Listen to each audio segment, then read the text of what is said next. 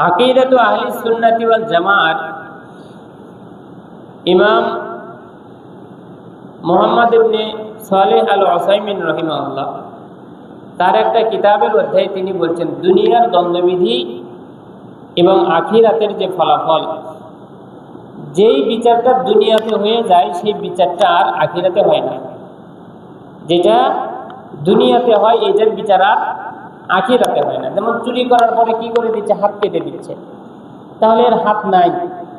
এই ব্যক্তি যদি প্রকৃত মুমিন হয়, সে যদি চিন্তা করে যে না, দুনিয়াতে বিচারের চাইতে আখিরাতের বিচার অত্যন্ত কঠিন, সুতরাং আমার হাতই যাক, তারপরেও কিয়ামতের দিনে আল্লাহ যেন আমাকে না ধরেন। দুনিয়াতে তুমি কাউকে থাপ্পড় দিছ, কাউকে আঘাত করছো, কাউকে গালি দিছ, ওই যে হাদিসটা জানা আছেন, আল্লাহ রাসূল বলতেছেন, আতাদরুনা মান মুফলিস, তোমরা কি জানো নিঃস্ব ব্যক্তি কে?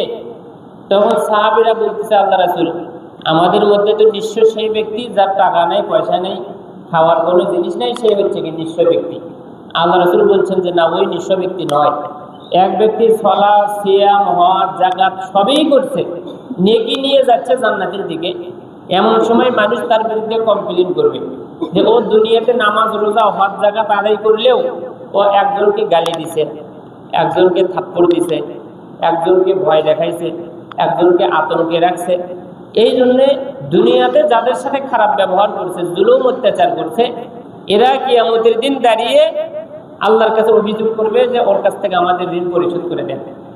তখন কিয়ামতের দিন ঋণ পরিশোধ করার জিনিস হচ্ছে কি? নেকি। মূল্যবান হচ্ছে সেটাই। নেকি দিয়ে দিতে বলবেন। নেকি দেওয়া শেষ, এরপরে তার ঋণ এখনো শোধ হবে না।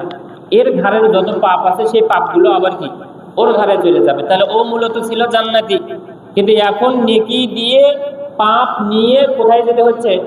জাহান্নামের দিকে। তাহলে সবচাইতে নিঃস্ব তো সেই যেই জান্নাতে না ঢুকতে পেরে জাহান্নামের মধ্যে চলে গেল, এ হচ্ছে নিঃস্ব। তাহলে সেই দিন তুমি এই রকম অবস্থায় আর পড়লে না, যেই কারণে দুনিয়ার বিচার কোনো দিক থেকে হয়ে গেলে আল্লাহ তাআলা সেই বিচারটাকে আবার কিয়ামতের দিনে একত্রিত করবেন না। একই অপরাধের কারণে দুনিয়াতেও শাস্তি, আখিরাতেও শাস্তি, এইটা আল্লাহ তাআলা কখনোই করবেন না। এটা একটা সান্ত্বনা।